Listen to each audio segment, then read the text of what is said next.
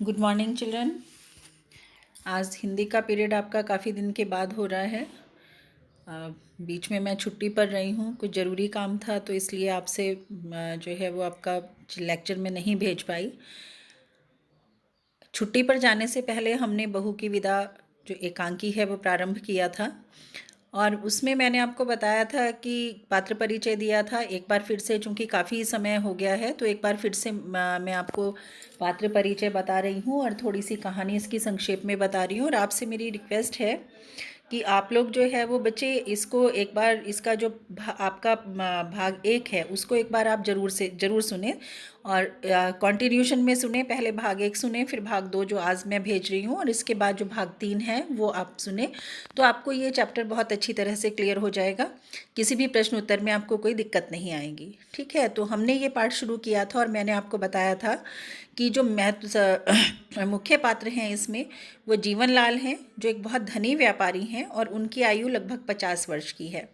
राजेश्वरी हैं, वो जीवनलाल की पत्नी हैं और उनकी आयु लगभग 46 वर्ष की है, 46 ईयर्स। रमेश है, वो जीवनलाल का पुत्र है, इकलौता पुत्र है और उसकी जो अवस्था मतलब आयु जो है वो 22 वर्ष है। कमला वो रमेश की पत्नी है और उसकी आयु लगभग 19 वर्ष है। और प्रमोद जो है वो कमला का भाई है, उसकी आयु लगभग 23 वर्ष है। और मैंने आपको बताया था कि किस तरह से जो प्रमोद है कमला का भाई, वो कमला की विदा करवाने के लिए उसकी ससुराल में आता है और जीवनलाल से वो प्रार्थना करता है कि चूँकि पहला सावन हर लड़की अपने माता पिता के घर में मनाती है, अपनी सखी सहेलियों के साथ मनाती है, तो इसलिए वो उसे विदा कर दें। लेकिन जीवनलाल बहुत लालची व्यक्ति हैं और जीवनलाल की विदा कराने से, कमला की विदा करवाने से मना कर देते हैं क्योंकि उन्हें लगता है कि शादी में उनके बेटे के विवाह में दहेज पूरा नहीं दिया गया। क्योंकि मैंने आपको इसके पहले भाग में बताया था कि एकांकी बहुत समय पहले का लिखा गया है, आज़ादी के कुछ समय बाद का लिखा गया एकांकी है। तो उस समय के अनुसार ही जो है वो पैसे का मूल्य इसमें दर्शाया गया है, क्योंकि उन्हें लगता है कि 5,000 रुपये जो है वो अगर उन्हें और मिल जाए दहेज के, तभी उनके अपमान का जो घाव है उनके हृदय में वो भर पाएगा। दहेज के लोभी व्यक्ति हैं, बहुत धनी हैं लेकिन बहुत लालची हैं। तो प्रमोद जो है वो बहुत विनती करता है, बहुत प्रार्थना करता है, और लेकिन जो जीवनलाल हैं वो कहते हैं कि जब तक 5,000 रुपये तुम मेरे को नहीं दोगे, मेरे हाथ पर नहीं रखोगे, तब तक मैं उसकी विदा नहीं करूँगा। और प्रमोद जब उनके साथ थोड़ा तर्क करता है, उनको समझाने का प्रयास करता है, उनको ये बताने का प्रयास करता है कि वे भी बेटी वाले हैं, तो वो उसको बहुत बुरी तरह से अपमानित करते हैं, क्योंकि उन्हें लगता है कि उन्होंने अपनी बेटी के विवाह में बहुत दहेज दिया है और लोग बहुत हैरान हो गए हैं, उन्होंने इतनी शानदार अपनी बेपुत्री का विवाह किया है। तो प्रमोद को वो अपमानित करते हैं। तो जब प्रमोद को लगता है कि उसकी प्रार्थना का, उसकी विनती का उन पर कोई प्रभाव नहीं पड़ रहा, वो किसी भी तरह से कमला को यानी उसकी बहन को विदा नहीं करेंगे, तो फिर वो कहता है ठीक है, अब मैं आपके जो घाव हो गया है आपके हृदय में अपमान का, उसका मरहम लेकर आऊँगा। वो 5,000 रुपये उस मरहम की कीमत है। और जाने से पहले वो उनसे प्रार्थना करता है कि वो अपनी बहन से मिलना चाहता है, यानी कमला से मिलना चाहता है, तो वो उसे मिलने की अनुमति दे देते हैं। अब प्रमोद जो है वो अंदर जा अपनी बहन से मिलने के लिए खड़ा है, वो थका हुआ है। अंदर से कमला आती है, चांद से सुंदर मुखड़े पर उदासी की घटा है, यानी बहुत सुंदर है लेकिन उदास है, क्योंकि वो भी ये बात जानती है कि उसके जो ससुर हैं वो दहेज के लालची हैं और वो बार बार दहेज के कारण उसके भाई को अपमानित करते हैं, उसके परिवार के लोगों को अपमानित करते हैं और वो उसे विदा नहीं करेंगे, तो उदास है। वो प्रमोद के पास जाती है, चुपचाप खड़ी हो जाती है, सिर नीचा करके खड़ी हो जाती है। चूँकि एकांकी है, मंच पर मंचन होता है तो उसी प्रकार का अभिनय सारे पात्र करते हैं।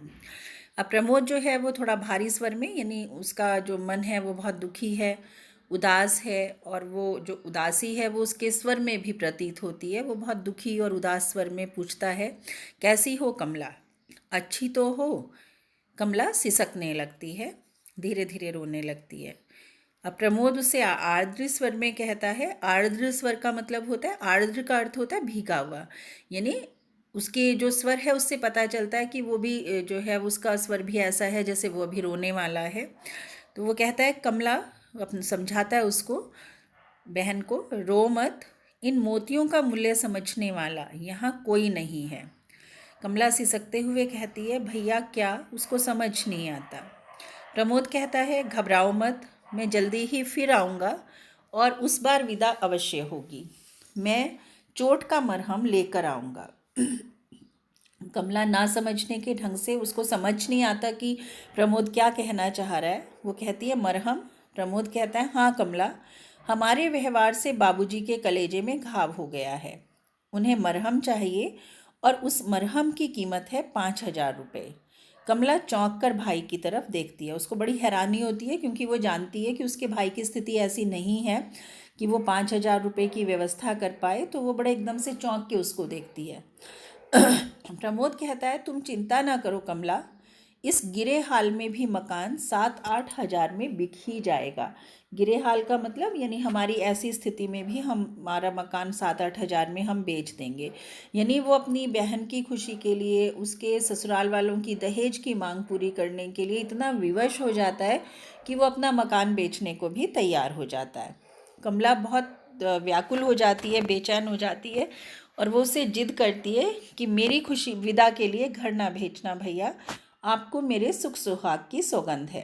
1-2 साल में विमला का ब्याह भी आपको करना है।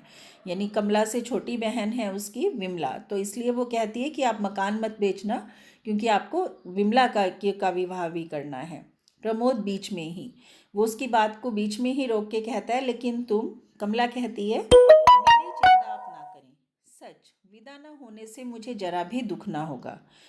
प्रमोद को आश्चर्य होता है। वो कहता है, कमला।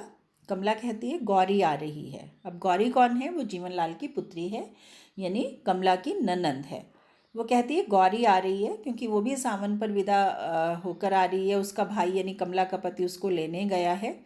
वो कहती है बहुत अच्छा स्वभाव है उसका, हर समय हंसती हंसाती रहती है, उसके साथ रहकर मुझे सखी सहेलियों की कमी बिल्कुल नहीं अखरेगी, आप विश्वास करें भैया। प्रमोद कहता है, लेकिन आज नहीं तो कल रुपया देना ही पड़ेगा। कमला, कागज़ के टुकड़ों पर अपना प्यार बेचने वालों के बीच तुम इस तरह कब तक रह सकोगी? अपना स्नेह और प्यार, यानी उसको लगता है कि प्रमोद कहत को लग रहा है कि जो व्यक्ति इतने लालची हैं वो पूरा ही परिवार, उसको लगता है ऐसा ही होगा। इसलिए उसे लगता है कि यदि उन्होंने दहेज की जो रकम उसके बहन के ससुराल वाले मांग रहे हैं, यदि वो रकम पूरी ना दी तो वो उसको परेशान करेंगे, उसको सुखपूर्वक रहने नहीं देंगे। इसलिए उसको लगता है कि जो लोग पैसों को मनुष्य से ज़्यादा महत्व दे रहे हैं, उनके बीच में उसकी बहन किस तरह से खुश रह पाएगी। तो कमला कहती है, धीरे धीरे सब ठीक हो जाएगा भैया, माँ जी ममता की मूर्ति हैं ही, बाबूजी जरा जिद्दी स्वभाव के हैं, समय के साथ वे भी सब भूल जाएंगे। यानी वो अपनी सास के लिए कहती है कि वो ममता की मूर्ति हैं। प्रमोद कहता है, मुझे तो ऐसा नहीं लगता, सब एक ही धातु के बने हैं, यानी सब लोग एक जैसे हैं।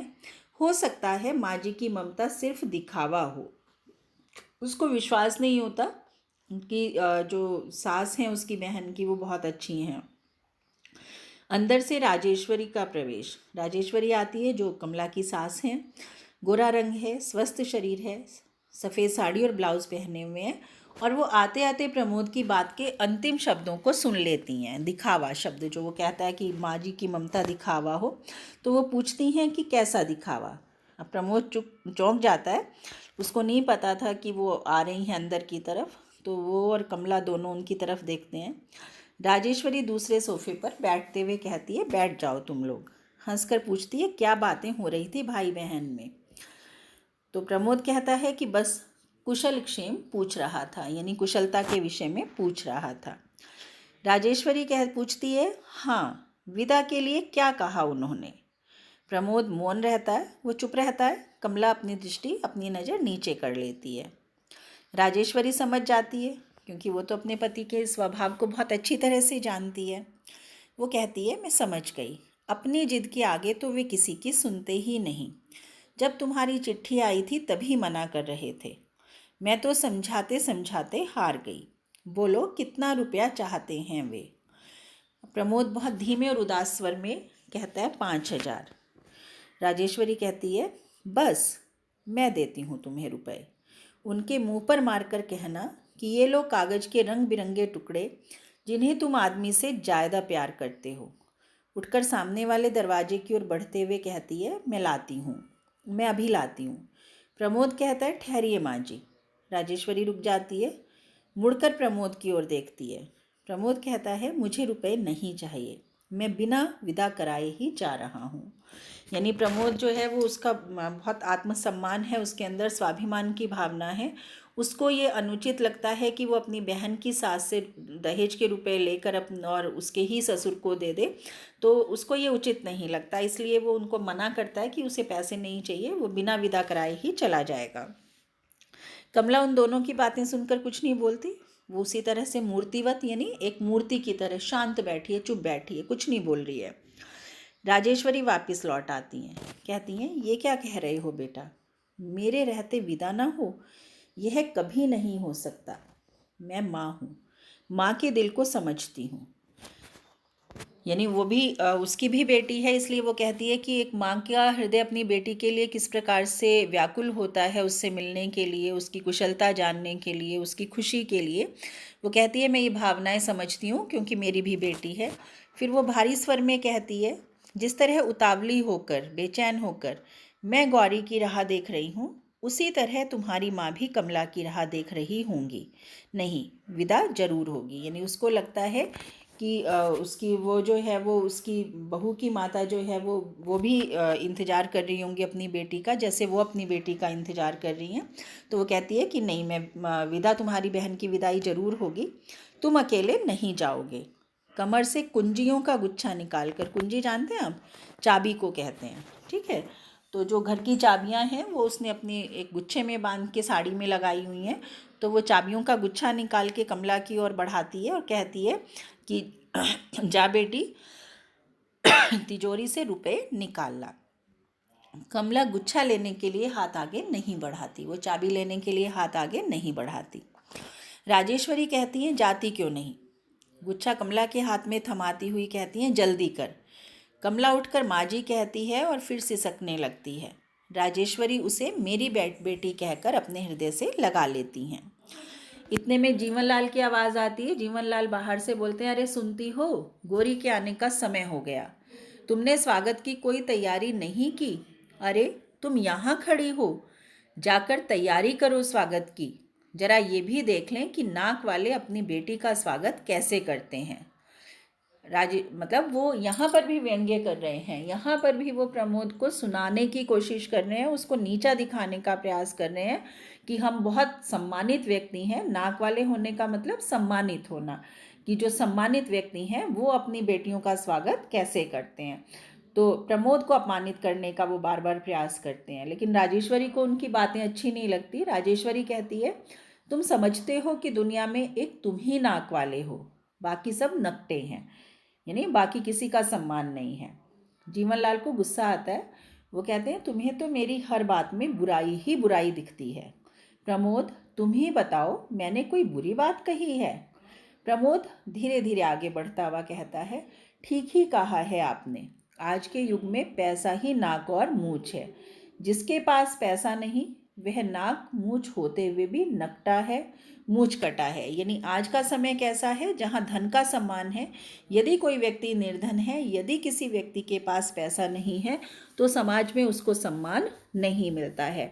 ये समाज की बहुत कठोर सच्चाई है और जीवनलाल जो है वो उसको एक तरीके से प्रमोद के सामने रख रहे हैं और प्रमोद जो है उस सत्य को समझ रहा है।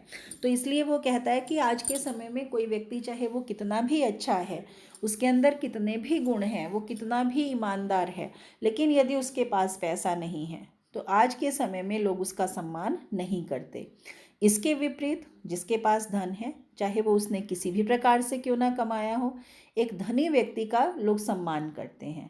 तो यही कारण है उसको, मतलब ये आपके पाठ में नहीं है लेकिन फिर भी एक बहुत महत्वपूर्ण बात है ये, जो हमें एकांकीकार ने, जो रचनाकार है, उसने बताने का प्रयास किया है कि जब हम मनुष्य को समाज में धन से कम महत्व देते हैं धन को मनुष्य की तुलना में हम अधिक महत्व देते हैं, तो हमारे समाज में जो है वो बुराइयों का वर्चस्व, बुराइयों का बोलबाला बढ़ जाता है, क्योंकि फिर लोग धन कमाने के लिए उचित और अनुचित का भेदभाव करना भूल जाते हैं।